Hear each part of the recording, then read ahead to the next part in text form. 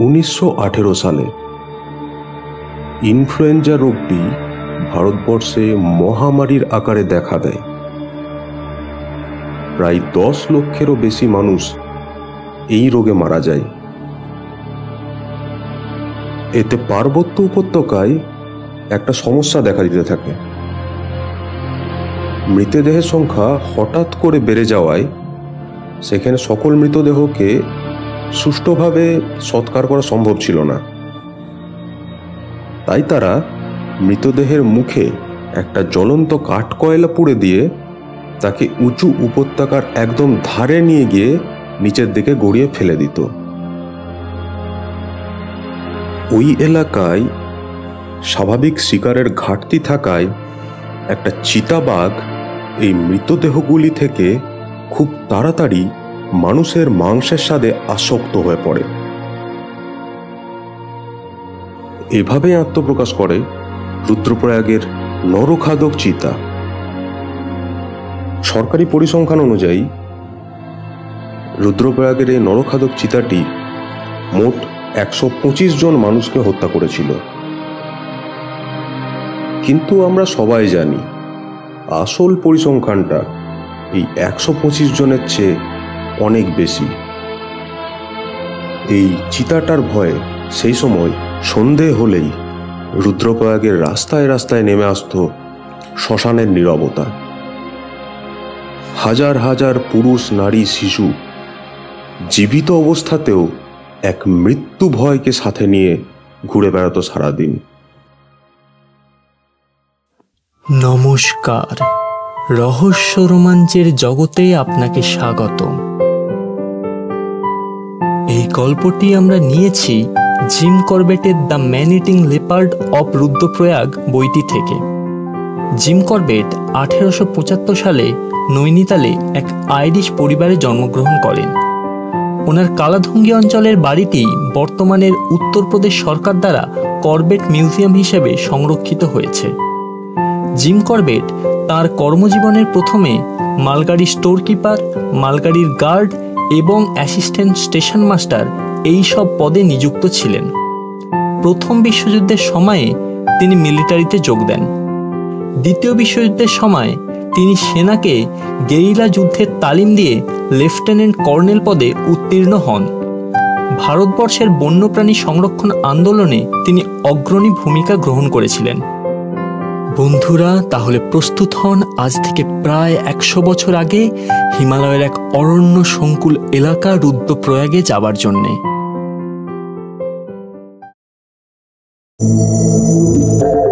রহস্য, রোমাঞ্চ।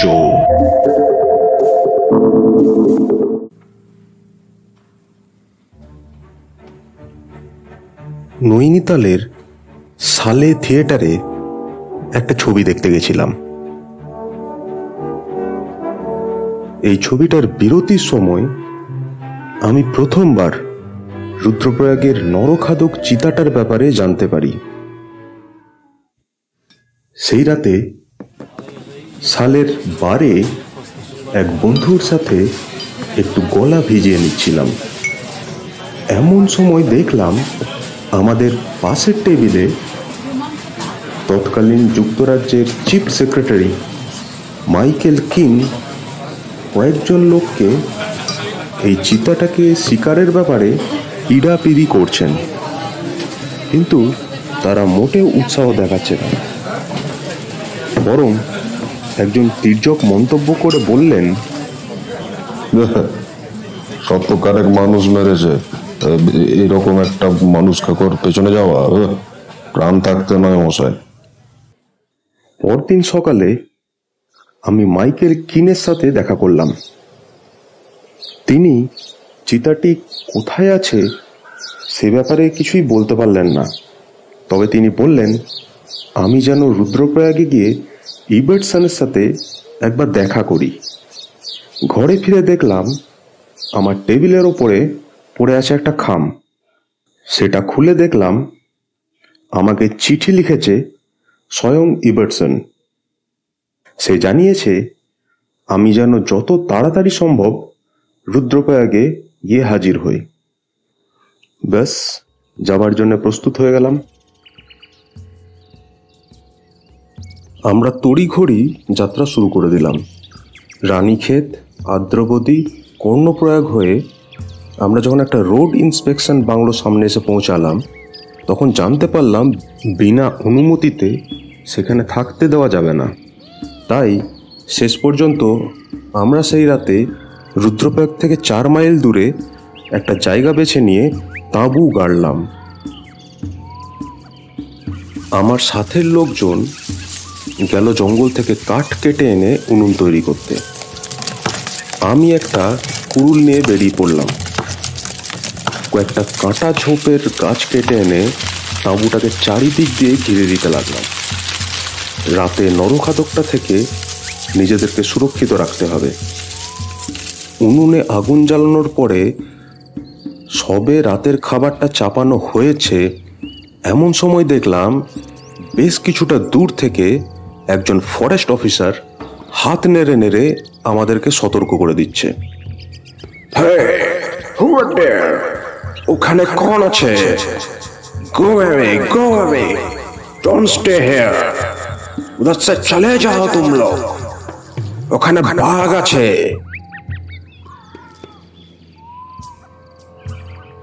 পরোপকারী এই লোকটি নিঃসন্দেহে নিজের জীবনের বিশাল ঝুঁকি নিয়েছে আমাদেরকে সতর্ক করে দেওয়ার জন্য। আমাদের তরফ থেকে মাধু সিং জবাব দিল, ओ साहेब, हम लोग के पास राइफल है, इधर सामान में लंठन है, तेल है लंठन में, डरिए मत, कुछ नहीं होगा, बहुत शुक्रिया। লণ্ঠনে তেল ছিল, কারণ পরদিন সকালবেলায় ঘুম থেকে ওঠার পরেও দেখলাম লণ্ঠনটা জ্বলছে। আমার রাইফেলও পর্যাপ্ত পরিমাণে গুলি ভরা ছিল, কিন্তু এই কাঁটা তারের বেড়াটা খুবই নড়বড়ে মনে হলো। কাল রাতে যদি চিতা বাবাজি এখানে এসে পৌঁছাতো, তাহলে খুব সহজেই সে একটা শিকার পেয়ে যেত। আসলে এতদিনের যাত্রার ধকলে আমরা সবাই খুব ক্লান্ত হয়ে পড়েছিলাম। এরপর কিছুক্ষণের মধ্যেই আমরা রুদ্রপ্রয়াগে গিয়ে পৌঁছালাম। ইবার্টসন আমাদের আসার খবর পেয়ে আগের থেকেই তার লোকজনকে বলে রেখেছিল। আমি রুদ্রপ্রয়াগে এসে উঠেছিলাম একটা ইন্সপেকশন বাংলোয়। আমার সাথের লোকজনরাও বাংলো সংলগ্ন ছোট ছোট মাটির কুঠিরগুলোতে আস্তানা গেড়েছিল। পরের দিন সকালে ঘুম থেকে ওঠার পরে যখন বাইরে বারান্দাটায় বেরিয়েছি, দেখলাম মাটির ওপরে বড় বড় থাবার ছাপ। দেখে মনে হলো এটা হয়তো সেই নরখাদক চিতাটারই থাবার ছাপ। আমি আমার দীর্ঘদিনের শিকারের অভিজ্ঞতা থেকে কোনো জন্তুর থাবার ছাপ দেখতে পেলে অনেক কিছু বুঝতে পারি, যেমন সেই জন্তুটা মাদা নাকি মদ্দা, তার আকার আকৃতি কীরকম। এই চিতাটার ছাপগুলোকেও আমি বেশ খুঁটিয়ে খুঁটিয়ে দেখতে লাগলাম। এটা দেখে আমি বুঝতে পারলাম যে এটা একটা বিশাল আকৃতির মদ্দা চিতার পায়ের ছাপ। এর একটা দিকের থাবা একটু কোঁকড়ানো, সম্ভবত সেই পাটাতে ও কখনো গুলি খেয়েছে। চিতাটার পায়ের ছাপ অনুসরণ করে কিছু দূর এগিয়ে যেতেই দেখতে পেলাম মাঠের ওপর বসে আছে একজন বলিষ্ঠ চেহারার মধ্যবয়স্ক লোক। তার সাথে আছে একদল ভেড়া আর ছাগল। তাকে দেখতে পেয়ে জিজ্ঞেস করলাম যে সে চিতাটাকে এদিকে দেখেছে কিনা। সে মাথা নেড়ে না জানালো। তাকে একটা সিগারেট দিলাম। তারপর দুজনে বেশ কিছুক্ষণ নীরবে ধূমপান করলাম। লোকটা হঠাৎ বলল, বাবু, আপনি সই সাহেব না? আপনার নাম শুনেছি অনেকদিন আগে থেকেই, কিন্তু জানেন তো এই চিতটা গোলাগুলি দিয়ে মরবার চিতা লয়, এটা আসলে একটা বদমাস আত্মা। লোকটির কাছ থেকে এরকম কিছু একটা শুনতে পাবো বলে আমি মোটেও আশা করিনি, তাই অবাক চোখে তার দিকে তাকালাম। লোকটি বলে চলল, তবে শুনেন সাহেব, অনেকদিন আগে, আমি তখনও জন্মায় নাই, আমার বাপ এই গ্রামেই থাকতো। সেই সময়ও এরকম একটা চিতাবাঘে প্রচুর মানুষ মেরে দিচ্ছিল। এরপর পঞ্চায়েতের বৈঠক বসলো কি করা যাবে তার উপর। তখন এক বুড়া মানুষ এসে বলল যে ওটা আসলে চিতা লয়, ওটা হচ্ছে পাহাড়ের গুফায় থাকা ওই সাধু। বুড়ার নাতিকে কিছুদিন আগে চিতাটা খেয়ে লইছিল। সবাই বলল যে বুড়াটার মাথা খারাপ হয়ে গেছে নাতির শোকে। এরপর পঞ্চায়েত প্রধান বলল ঠিক আছে, সাধুটোকে কিছু করা হবে নাই, কিন্তু ওকে নজরে রাখা হবে। তারপর পালা করে করে সবাই সাধুটোকে রাতের বেলায় পাহারা দিত। যেদিন আমার বাপের পাহারা ছিল সেদিন ভোর রাত নাগাদ দেখা গেল দূরে একটা জায়গা থেকে এক মহিলার কান্নার আওয়াজ আসছে। বোঝা গেল ওখানে কেউ মরে গেছে। ভোরের আলো ফুটতে না ফুটতেই দেখা গেল সেই সাধু দৌড়ে নিজের ঘরের দিকে আসছে, আর সেই সাধুর হাত আর মুখ থেকে ঝরে পড়ছে তাজা তাজা রক্ত। কারোর আর বুঝতে বাকি রইল নাই ওই সাধুটোয় রাতের বেলায় চিতা হয়ে লোকজনকে খেয়ে বেড়ায়। সবাই মিলে বাইরে থেকে সাধুটোর ঘরের দরজা লাগাই দিল। তারপরে গাদা গাদা খড় এনে সাধুটোর ঘরটাকে জ্বালাই দিল। সেই সাধুটা মরে যাওয়ার পরে আর কোনো চিতাবাঘে কাউকে খায় নাই। এসব বহু বছর আগেকার ঘটনা। এত বছর পরে আবার এই নতুন একটা চিতা এসেছে। এই ভালো জিনিস নয় সাহেব, ভালো জিনিস নয়, এ কোনো দুষ্ট আত্মা।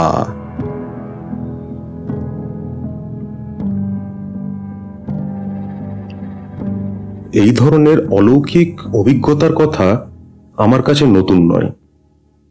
পার্বত্য উপত্যকার আদিবাসীরা খুবই সহজ সরল এবং কুসংস্কারগ্রস্ত হয়ে থাকে, তাই এই ধরনের কোনো নরখাদক চিতার মানুষ হত্যাকে তারা কোনো সাধুর অলৌকিক ক্রিয়া বলে মনে করতেই পারে। কিছুদিন আগে নৈনিতালেও অনুরূপ একটা ঘটনা ঘটেছিল, কিন্তু সেখানকার গভর্নমেন্টের তৎপর ভূমিকায় সে যাত্রা সেই সাধু বেঁচে যায়। পার্বত্য উপত্যকায় মানুষেরা মনে করে যে সাধুরা তাদের সাধনার জন্য মানুষকে খুন করে। আর তারপর শীষ দিতে দিতে সেই ভেড়া পালক লোকটি চলে গেল। যাবার আগে আমাকে সতর্ক করে দিয়ে বলে দিয়ে গেল, ঘরে ফিরে যান সাহেব, ঘরে ফিরে যান।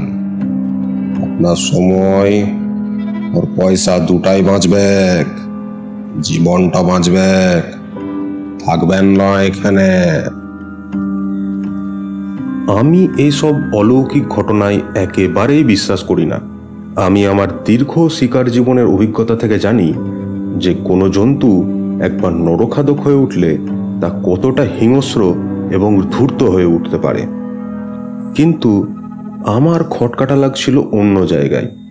সরকারি নথিতে এই চিতাটা সম্বন্ধে যা লেখা আছে তাও এক প্রচণ্ড রহস্যময় কাহিনী। মূলত 3টি ঘটনার কথা উল্লেখ আছে। প্রথম ঘটনা অনুযায়ী দুজন তরুণ ব্রিটিশ অফিসার গভর্নমেন্ট বাহাদুরের ডাকে সাড়া দিয়ে স্থির করেন যে তারা এই জঙ্গলে এসে চিতাটিকে শিকার করবেন। সেই মতো তারা অলকানন্দা নদীর উপরে যে পুলটি রয়েছে তার দুপাশের 2টি টাওয়ারে উঠে চিতাটির জন্য পাহারা দেন। এই বিশাল এলাকার মধ্যে তারা হঠাৎ চিতা শিকারের জন্য ওই পুলটিকেই কেন বেছে নিয়েছিলেন তা ঠিক বলা যাবে না। বিবরণ থেকে জানা যায় দীর্ঘ 2 মাস পাহারা দেবার পরে পুলের বাঁ দিকে টাওয়ারে অবস্থিত অফিসার একদিন দেখতে পান চিতাটি হেলে দুলে পুলটিকে পার করছে। দেখা মাত্রই তিনি চিতাটির মাথা লক্ষ্য করে গুলি ছোড়েন। দ্রুত বেগে চিতাটি পুল পার করতে করতে হঠাৎ পুল থেকে নিচে নেমে যায়। এই সময় ডান দিকের অফিসারটির নজরে চিতাটি পড়ে যায়। তিনি তার রিভলভারের 6টা গুলি একের পর এক চিতাটির উপরে খালি করে দেন। পরে গ্রামবাসীরা পুলের ওপরে চিতাটির রক্তের ছাপ ধরে পুরো এলাকাটা জুড়ে চিতাটাকে খোঁজাখুঁজি করে, কিন্তু অনেক দূর অবধি সন্ধান করার পরেও চিতাটিকে কোথাও খুঁজে পাওয়া যায় না। ব্রিটিশ অফিসারদের মতে তাদের গুলি লেগেছিল চিতাটির মাথাতে এবং চিতাটির পিঠে। যেহেতু এই ধরনের আঘাত চিতাটির পক্ষে প্রাণঘাতী হতে পারে, তাই গ্রামবাসীরা একরকম ধরেই নিয়েছিল যে চিতাটিকে আর তারা দেখতে পাবে না। হয়তো মৃত চিতাটির দেহ অলকানন্দা নদীর জলে ভেসে গেছে কোথাও। কিন্তু গ্রামবাসীদেরকে অবাক করে দিয়ে প্রায় 6 মাস পরে এই চিতাটির আবার আবির্ভাব ঘটে। এই ব্যাপারটাই একটা যুক্তিযুক্ত অনুমান আমি খাড়া করতে পেরেছি। রক্তছাপের বিবরণ শুনে আমার মনে হয়েছে যে অফিসাররা সম্ভবত ভুল করেছিল। গুলিগুলো চিতার মাথায় বা পিঠে লাগেনি, গুলি লেগেছিল চিতার পায়ে। আমার দেখা চিতার থাবার ছাপটিও এই ঘটনাকেই সমর্থন করে।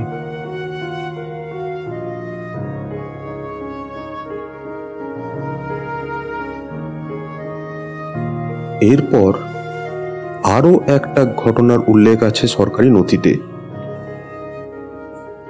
এক প্রতিবেশী সন্ধ্যের দিকে তার বন্ধুর বাড়িতে এসেছিল একটু গল্প গুজব করতে।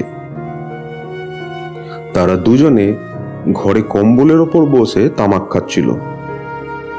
ক্রমশ অন্ধকার আরো গাঢ় হতে থাকে। বাইরের দরজাটা আলতো করে খোলাই ছিল, কারণ তখনও এই এলাকায় চিতাটি একটি মানুষও মারেনি। অন্ধকার ঘরের মধ্যে প্রতিবেশী দেখতে পায় হঠাৎ তার বন্ধুর হুঁকোটা মেঝেতে পড়ে যায়।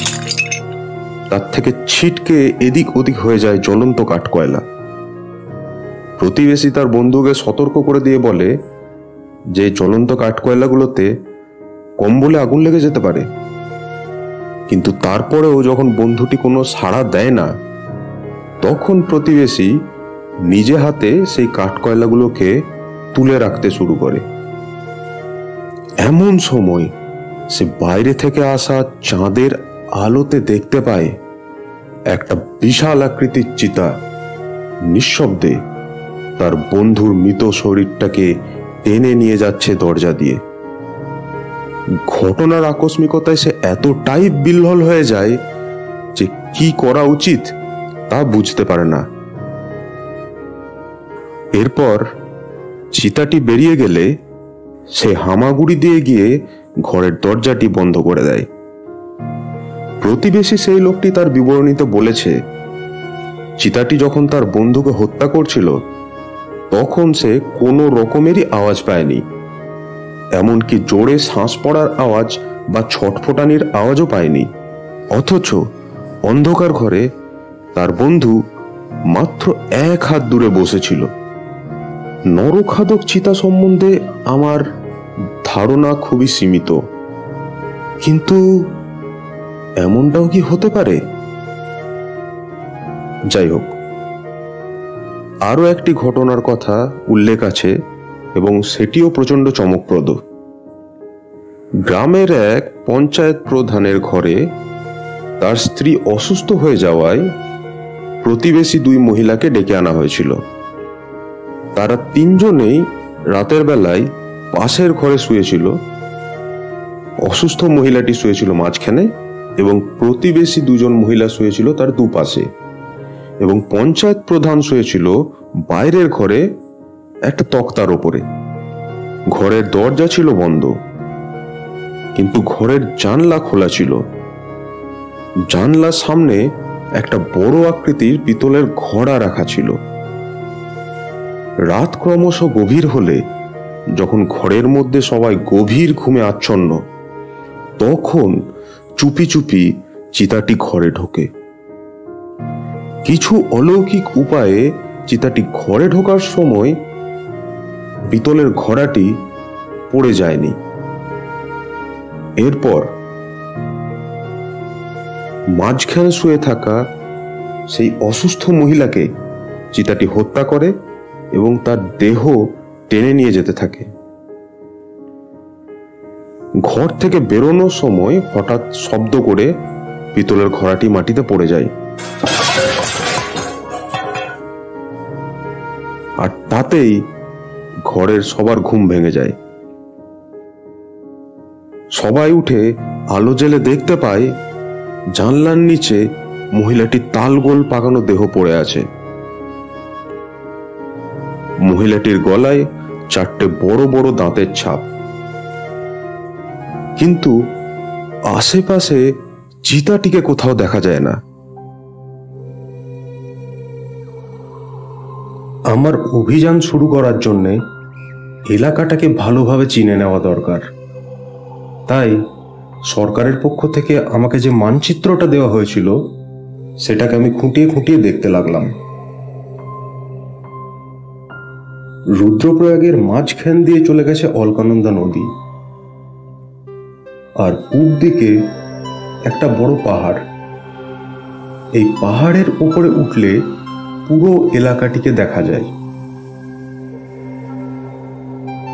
জঙ্গল আর চাষ জমিগুলিকে পাশাপাশি দেখলে মনে হয় যেন কোনো শিল্পী তার তুলিতে সবুজ আর বাদামি রঙের ছোপ ছোপ এক নৈসর্গিক চিত্র এঁকেছে। লক্ষ্য করে দেখলাম এখানে চাষ আবাদের জমিগুলো নিচুর দিকে আর বসত বাড়িগুলো চড়াইয়ের দিকে, যাতে উপর থেকে দেখে চাষ আবাদ এবং গবাদি পশুর উপর লক্ষ্য রাখা যায়, সেজন্যই হয়তো এই ব্যবস্থা। এখানকার বেশিরভাগ জমিতেই কোনো বেড়া দেওয়া নেই। এই জমির এক পাশ দিয়ে চলে গেছে কেদারনাথ তীর্থযাত্রার জন্য যাবার একটা সরু রাস্তা।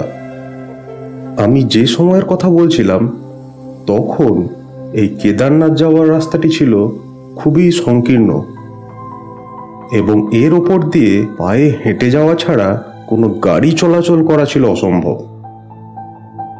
আমি খোঁজ নিয়ে জানলাম আমি আসার আগে ইবার্টসন এখানে একটা ঝাঁপানের ব্যবস্থা করেছিল। ঝাঁপান মানে হলো কোনো একটা এলাকাকে চারিদিক থেকে ঘিরে ধরে শব্দ করতে করতে এগিয়ে যাওয়া, এবং এইভাবেই সেই এলাকায় লুকিয়ে থাকা বন্য প্রাণীটি বেরিয়ে এলে তাকে ধরে ফেলা বা গুলি করে মেরে ফেলা। এই পুরো প্রক্রিয়াটা করার জন্যে ইবার্টসন অন্তত 200 জন লোক জোগাড় করেছিল। কিন্তু ঝাঁপান চলাকালীন হঠাৎ সে খবর পায় যে দূরে একটা তীর্থযাত্রীর দলের মধ্যে থেকে এক সাধুকে এই নরখাদক চিতাটি কিছু দূরে টেনে নিয়ে গিয়ে হত্যা করেছে। সাথে সাথে সে তার পুরো দল নিয়ে সেই নরখাদকটির উদ্দেশ্যে ওই সাধুর মৃতদেহের কাছে গিয়ে পৌঁছায়।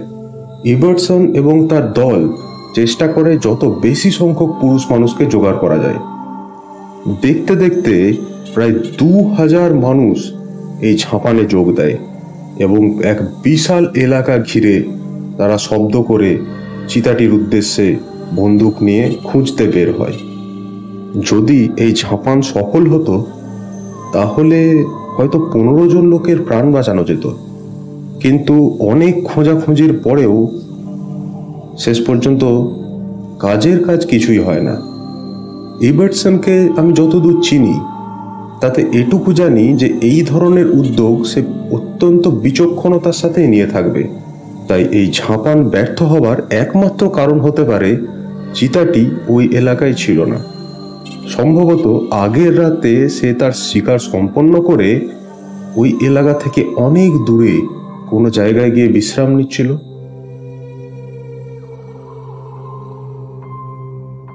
এরপর আমি আমার অভিযান শুরু করলাম। প্রথমেই আমি বাজার থেকে দুটো ছাগল কিনে আনলাম। সন্ধ্যের দিকে অলকানন্দা নদীর দুই ধারে ছাগল দুটিকে বেঁধে দিয়ে বাংলোয় ফিরে এলাম। পরের দিন সকালে গিয়ে দেখলাম অলকানন্দা নদীর ওপারের ছাগলটি মৃতদেহ পড়ে আছে। গলায় দাঁতের দাগ এবং পাশে থাবার চিহ্ন দেখে বুঝতে অসুবিধা হলো না যে কোনো চিতাই ছাগলটিকে মেরেছে, কিন্তু ছাগলটিকে হত্যা করলেও ছাগলটিকে সে খায়নি, বরং কিছুটা মাংস খুবলে খেয়েছে বেজি জাতীয় প্রাণী। আমার কেমন মনে হলো হয়তো এই মুড়িটার কাছে চিতাটা আবার ফিরে আসবে। তাই বেলা 3টে নাগাদ মুড়িটার থেকে 500 গজ দূরে একটা ছোট গাছের ওপরে মাচা করে বসলাম। কিন্তু দীর্ঘ 3 ঘন্টা চারিদিকে সতর্ক দৃষ্টি রেখেও চিতাটাকে কোথাও দেখতে পেলাম না। আশেপাশের জীবজন্তু বা পাখিদের আচরণ দেখে শিকারীরা যে ধরনের ইঙ্গিত পেয়ে থাকে সেরকম কোনো ইঙ্গিতও পেলাম না চিতাটি কাছাকাছি থাকার। তাই 6টা নাগাদ যখন আস্তে আস্তে অন্ধকার নেমে আসছে, তখন গাছ থেকে নেমে আমি বাংলোর উদ্দেশ্যে রওনা দিলাম। পুরো রাস্তাটা আমি হাতে রাইফেলটাকে প্রস্তুত রেখেছিলাম এবং আশেপাশের সমস্ত ঝোপঝাড়ের দিকে ছিল আমার সদা সতর্ক দৃষ্টি। পরের দিন সকালে ঘুম থেকে উঠে বাইরে বেরিয়েই দেখি ঠিক বারান্দার সামনে জায়গায় চিতাটার পায়ের ছাপ। আমি সেই থাবার ছাপ দেখেই বুঝলাম যে এটাই সেই নরখাদক চিতাটা। ছাপ লক্ষ্য করে একটু এগিয়ে যেতেই বুঝতে পারলাম যে কাল রাতে আমি যেদিক থেকে ফিরেছিলাম এই চিতাটা ঠিক সেই পথেই আমার পিছু পিছু এসেছিল আমাকে অনুসরণ করে। তাই কাল রাতে এক মুহূর্তের জন্যও অসতর্ক হয়ে পড়লে হয়তো আমার প্রাণহানি ঘটতে পারত। কি সাংঘাতিক! আমি স্থানীয় গ্রামবাসীদের যতটা পারলাম সাবধান করে দিলাম চিতাটার ব্যাপারে। আমি আশেপাশের জঙ্গলটাকে ভালোভাবে খুঁজে দেখলাম, কিন্তু চিতাটাকে কোথাও দেখতে পেলাম না। সেদিন আর উল্লেখজনক কোনো কিছু ঘটল না। পরের দিন সকালবেলায় আমি সবে ব্রেকফাস্ট করছি, এমন সময় দেখলাম দূর থেকে একজন লোক দৌড়াতে দৌড়াতে এগিয়ে আসছে। কাছে এসে লোকটি প্রায় হাঁপাতে হাঁপাতে বলল,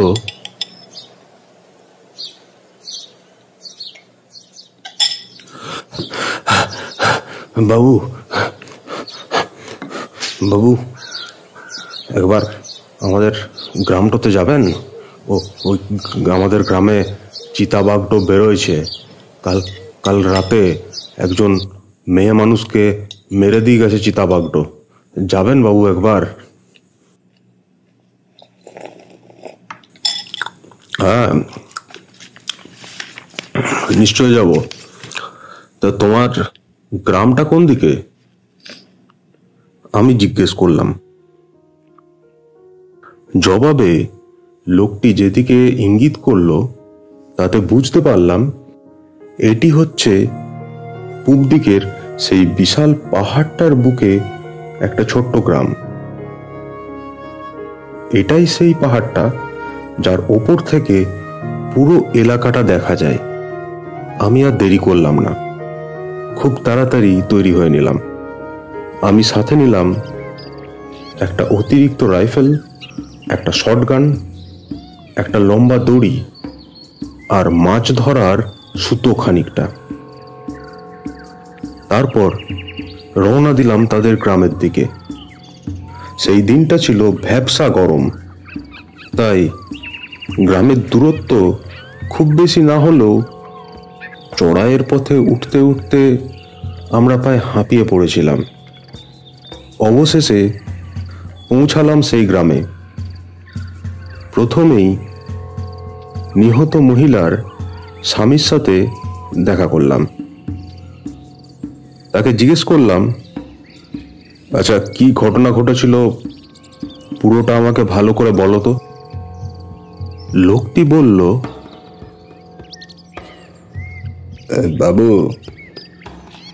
কাল রাতে খাওয়া দাওয়া করলাম, বউটো আমার বাসন কোসনগুলো নিয়ে বাইরের দিকে গেল, এটো বাসনগুলো ধুবে বলে। এমন সময় হঠাৎ আওয়াজ পেলাম যে বাসনগুলো মাটিতে পড়ে গেল। আমি বুঝতে পারলাম না কি হলো। আমি একবার ডাকলাম, মিনু মিনু, কোনো সাড়া এলো নাই। আমি আর একবার জোরে জোরে ডাকলাম, ও মিনু মিনু, তাতেও কোনো সাড়া এলো নাই। আমি তখন উঠে গিয়ে দরজাটাকে ভেতর থেকে লাগাই দিলাম। সে কি, তুমি ভেতর থেকে দরজাটা লাগিয়ে দিলে? তোমার স্ত্রীর কি হলো তুমি একবার বেরিয়ে দেখলে না? বাবু, একটা মরা মানুষের জন্য আমার জীবনটাকে ঝুঁকিতে ফেলে দেওয়াটা কি বুদ্ধিমানের কাজ হবে বাবু? ও তো মরে গেছে, আমি আর বেড়াই কি দেখবো বাবু? এই উত্তর শুনে আমি চুপ করে থাকলাম। এই লোকটার যুক্তিটা প্রচণ্ড হৃদয়হীন হলেও এক কঠোর বাস্তব, যাকে আমরা অস্বীকার করতে পারি না। তারপর আমি সাথের লোকজনদের নিয়ে দেখতে বেরোলাম মৃতদেহটা কোথায় আছে।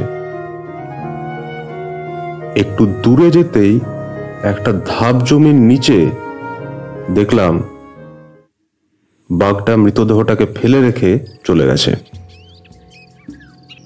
মৃতদেহের নিচের কিছুটা অংশ সে খেয়েছে এবং বাকি অংশটাকে রেখে গেছে পরে আবার এসে খাবে বলে।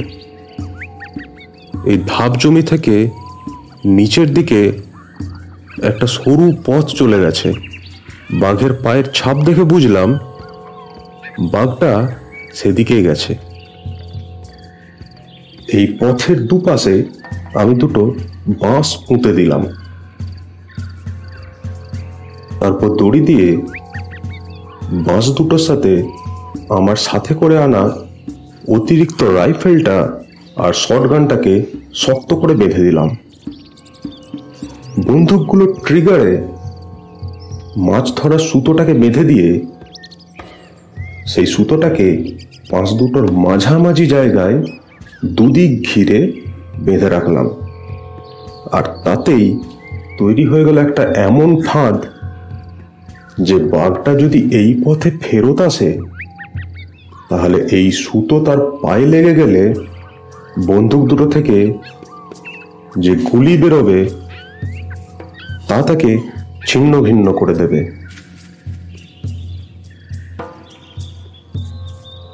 আমি মৃতদেহটার কাছে একটা সাদা পাথরের চাঁই রাখা করালাম। নক্ষত্রলোকের আলো যেমনি হিমবাহ থেকে প্রতিফলিত হয়ে অনেক দূর থেকে দেখা যায়, তাই আমি আশা করেছিলাম এই সাদা পাথরটা থাকায় চিতাটা কোনোভাবে তার সামনে এসে পড়লে দূর থেকে দেখে আমি নিশানা করতে পারবো। বন্দোবস্ত আমার মনের মতোই হলো। এরপর আমার লোকজনদের ফেরত পাঠিয়ে দিয়ে আমি খড়ের মাচাটার উপরে বেশ আরাম করে উঠে বসলাম। শুরু হলো দীর্ঘ অপেক্ষার প্রহর। আস্তে আস্তে দিনের আলো কমে গিয়ে জঙ্গলটা জুড়ে অন্ধকার নেমে এলো। এই অন্ধকারের জন্য আমি মনে মনে প্রস্তুতি ছিলাম। এর আগেও তো কত অন্ধকার রাত্রি এভাবে জঙ্গলে একা বসে কাটিয়েছি।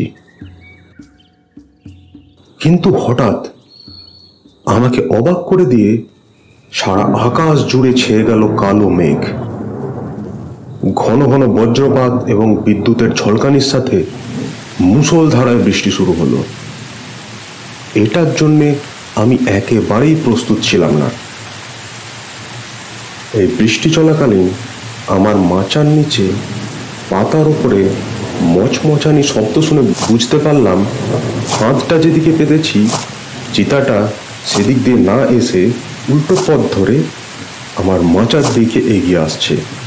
হঠাৎ ঝলকে ওঠা একটা বিদ্যুতের আলোতে দেখতে পেলাম এক বিশাল আকৃতির চিতা, যার গায়ের রং হালকা হলুদ, ধীরে সুস্থে আমার মাচাটার নিচে প্রবেশ করলো।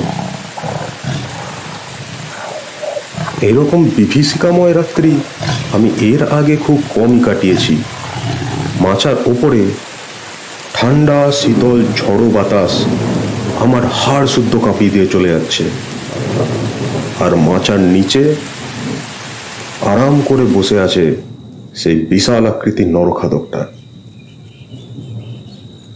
এরপর আস্তে আস্তে বৃষ্টি কমে এলো।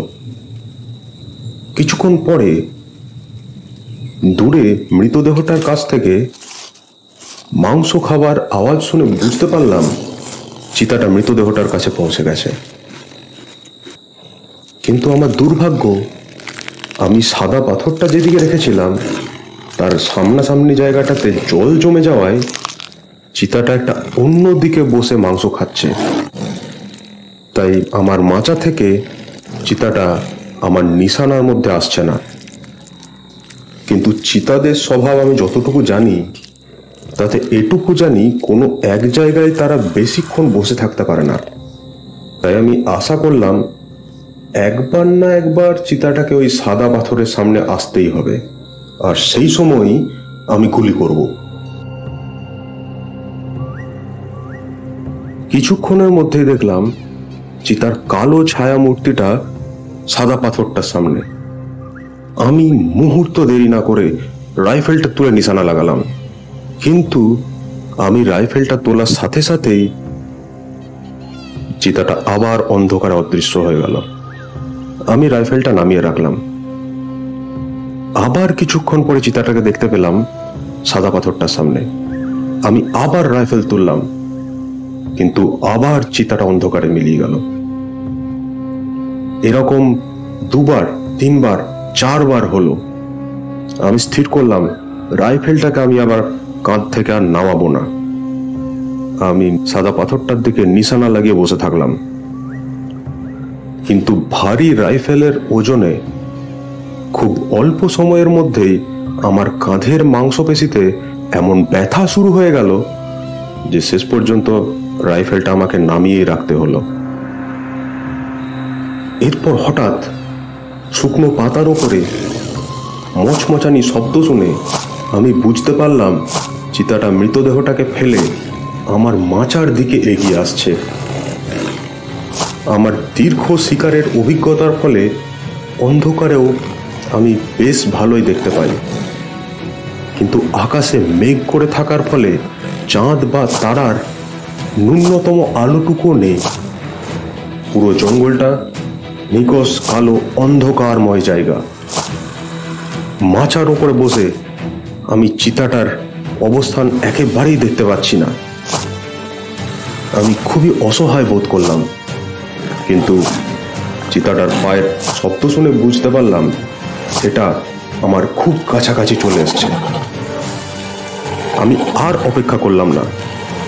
শব্দটা যেদিক থেকে আসছে সেদিকে রাইফেলটা তুলে নিয়ে একটা আন্দাজ মতো নিশানা করে গুলি করলাম।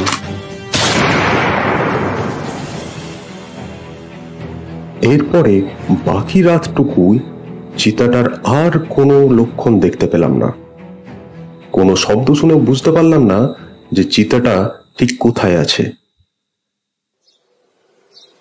ভোরের আলো ফুটলে আমি নিচে নেমে গিয়ে দেখলাম যে জায়গাটাতে গুলি করেছিলাম সেখানে একটা গোল করে ফুটো, আর তার চারধারে ছড়িয়ে ছিটিয়ে পড়ে আছে চিতাটার ঘাড়ের কিছু লোম। ইস, সামান্য একটুর জন্যে গুলিটা চিতাটাকে মিস করে গেছে।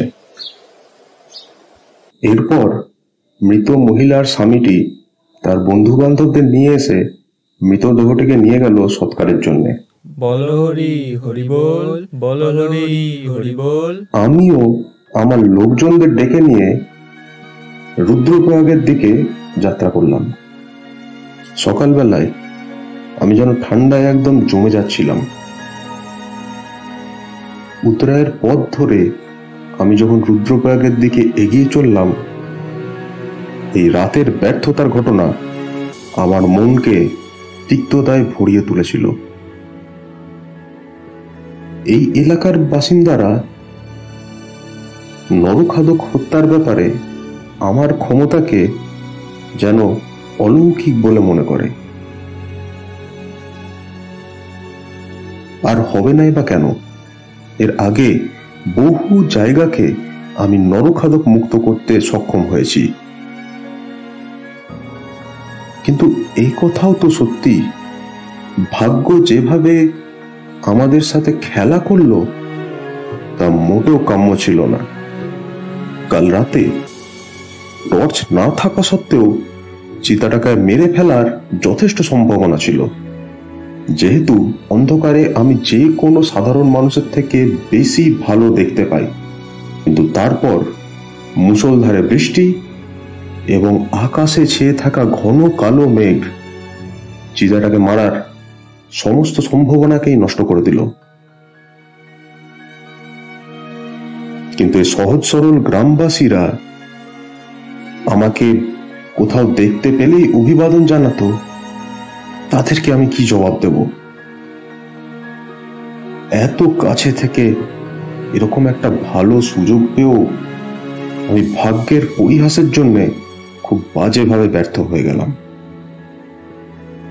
ক্লান্ত শরীরটাকে টেনে ধীরে ধীরে এগিয়ে চললাম রুদ্রপ্রয়াগে আমার বাংলোর দিকে। কিন্তু তখনও তো জানতাম না যে আবার খুব তাড়াতাড়ি দেখা হবে এই নরখাদক চিতাটার সাথে।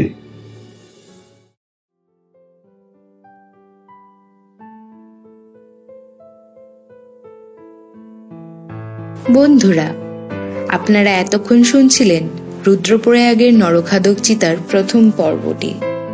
গল্পটি আপনাদের কেমন লাগলো তা জানাতে ভুলবেন না।